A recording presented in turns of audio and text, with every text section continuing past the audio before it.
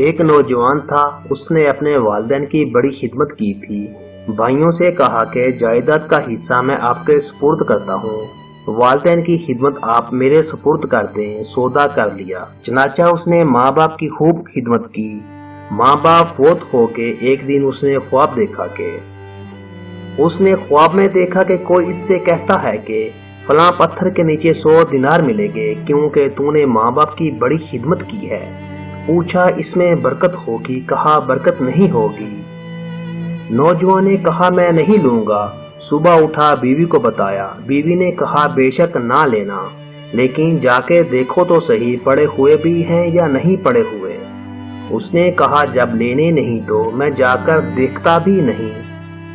دوسری رات پھر خواب آیا کہ 10 دینار فلاں پتھر کے نیچے پڑے ہیں، ابھی موقع ہے، لے لو، تمہاری خدمت کے بدلے مل رہے ہیں۔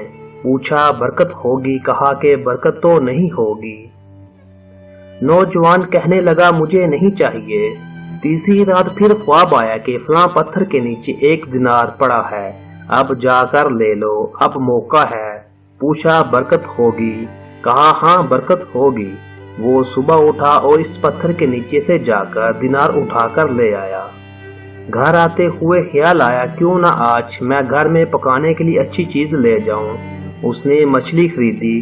جب گھر آیا اور اس کی بیوی نے مچھلی کو کاٹا تو اس مچھلی کے پیٹ سے ایک ایسا موتی نکلا جس کو بیچا تو ان کی زندگی کا پورا خرچہ نکل آیا۔ یہ برکت ہوتی ہے۔ اللہ تعالیٰ ایسی جگہ سے رزق دیتا ہے کہ انسان کے وہم و گمان میں بھی نہیں ہوتا۔